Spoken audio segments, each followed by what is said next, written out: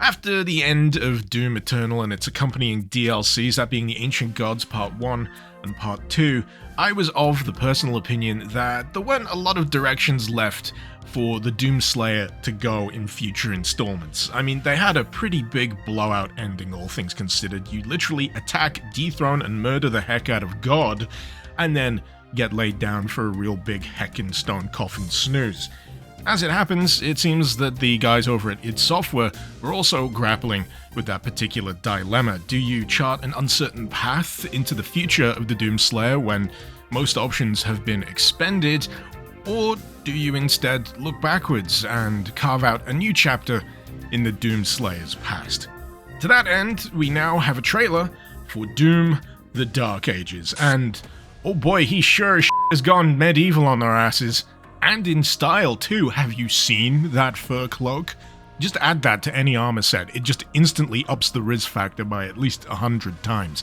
I wouldn't be surprised if demons on the battlefield spontaneously died from swooning too hard. But for those that don't, oh boy, there is a chunky roster of weapons featured in the trailer here. Ready, willing, and able to make those demons go splat. Jesus Christ, I love the Skull Grinder. Look at it. Look it. It's metal as all f***. I think that, as a whole, is the statement that typifies Doom in its current form. Is it metal as all f***?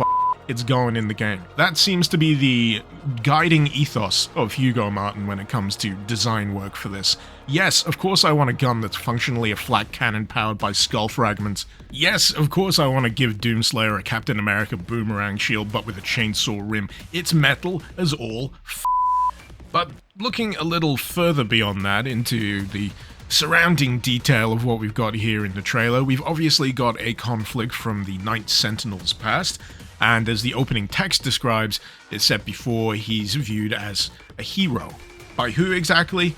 I'm guessing by the inhabitants of this dimension, by the Night Sentinels themselves, maybe even the makers, or maybe the greater populace. Who knows? Because to me, he's always been a hero, damn it. From OG Doom to Doom 64, before he was unceremoniously plopped into this particular dimension, he's already done more than enough work to justify being called a hero. But yes, in this context, that's understandable. He's more of a tool here to be deployed against the enemy, as the text says, a super weapon of gods and kings.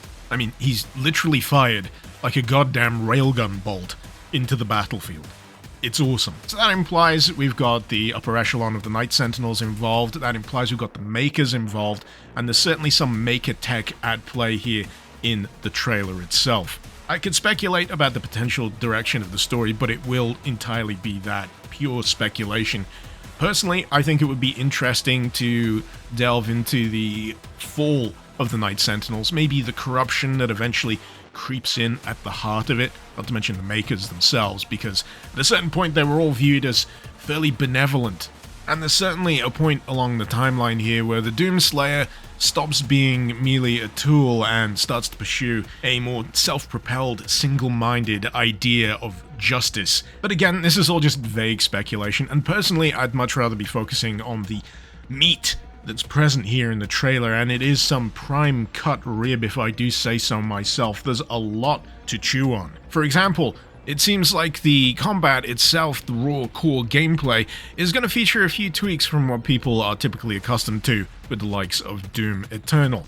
Personally, I found the combat loop of Doom Eternal a little too prescriptive. I didn't hate it, I just found that I was locked down a little too hard into specific patterns of gameplay. And what my hope is, from what I've seen here, is that the way you dispatch or deal with enemies is going to be a little bit more freeform. I'm particularly a fan of the idea that you'll be able to stagger parry a Hell Knight if you time it just right with the shield. As a fan of Dark Souls and Souls-likes, if they nail that feeling of countering an attack and then just booping them in the face with a double-barrel shotgun, I think I'm going to be a happy chappy. But that shield though, it really does feel like a multi-tool of a weapon. You got the chainsaw boomerang throw, which just looks tremendously entertaining. There seems to be some kind of lock-on shield bash that you can do from a great distance to dispatch hordes of lesser enemies. And of course, it can be used as a straight-up shield, because, you know, it would kind of suck if you couldn't use it to deflect bullets. It's also easy to forget that there's also a flail featured in this trailer, which allows you to bash enemies around with. Makes me wonder if you're going to be able to combo up between these melee options. Looks like it could be fun. Notable by its absence, however, I think you'll find, is the lack of confetti when enemies are killed. This may potentially point to an alternative way of gaining supplies, keeping yourself topped up with health or ammunition, and personally I'm more than happy to see a shakeup on that particular front. Not to mention, this game seems to be going for a darker, literally war-torn vibe, and I can't help but feel that the vibe might be tainted somewhat by a demon making you taste the rainbow every time you cleave it in twain. Speaking of the war-torn vibe, the levels themselves seem to be much wider, open expanses, battlefields, if you will, and I can't help but wonder how much of the game will take place in this style of environment, whether these will be punctuation points to more linear stretches of level, or whether the levels themselves will be these more freeform, open expanses. It leads to a lot of, quite frankly, exciting possibilities. For example, will it always be on-foot combat and traversal? With these more open spaces, will there be potential to take advantage of more of the vehicular options in the Knight Sentinel armory? Lord knows, we've got a dragon. Oh boy, that is something I feel I was tremendously blue-balled on during the course of Doom Eternal. You have a dragon, and you didn't even grant me the common courtesy of letting me fly the goddamn thing. But thankfully, in the Dark Ages, it seems you'll finally be able to do just that. Remains to be seen how much control you'll have over flight exactly. At worst, it may turn out to be an on-rails section where you merely have control over what you aim and fire at, but personally, yeah. Give me them dogfights, give me those aerial strafing runs, let me fly the goddamn dragon any which way and strike terror into the hearts of my enemies. In terms of other stuff that I was blue-balled on during the course of Doom Eternal but have finally come to fruition here in the Dark Ages, a climax if you will, is the inclusion of the big fat Knight Sentinel mech. I was so annoyed that the most you see of this in action in Doom Eternal was the cutscene where they emerge from the portals. You see one punching a titan in the face in the background, and all I could think was, God, I wish that was me. Doing the punching, of course, not the one receiving the fist. But yeah, much like the dragon, I'm not entirely certain how much control you'll have over this. Can't help but feel it'll be a fair bit more limited in comparison to what you can do with the dragon, but either way, it looks like it's going to be a fun time. But yeah, after checking out this trailer a handful of times, the overall feel that I've come away with is that a lot of elements here seem to be a direct response to some of the criticism, or at least a reflection on some of the gameplay elements that they had prominently featured in Doom Eternal. And it's quite heartening to see them willing to tweak the formula and try something a little different with the gameplay instead of just giving you more of the same. And I feel like that's going to grant each successive entry in what I'm going to call the Doomslayer trilogy here its own particular flavor. All things considered, I am actually quite excited to see how this turns out.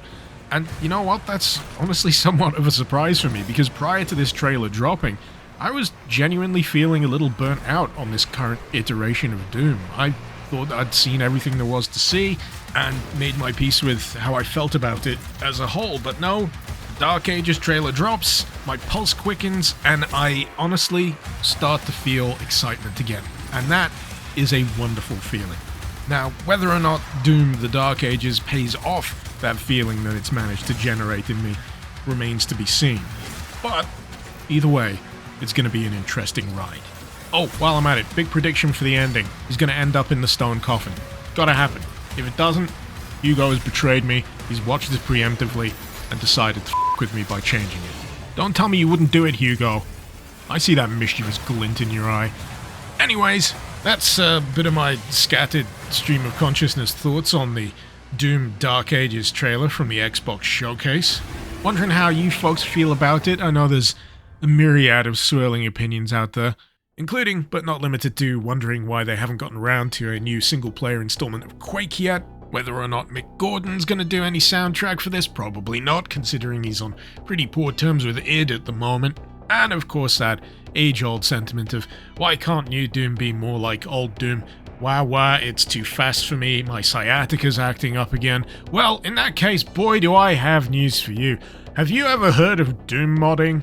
So yeah, feel free to subscribe on that front. Oh, and if you'd like to help support the channel so I never have to rely on sponsored ad reads, which I absolutely despise, there is my Patreon.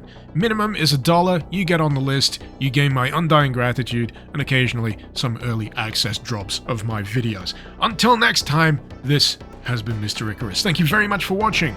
Icarus out.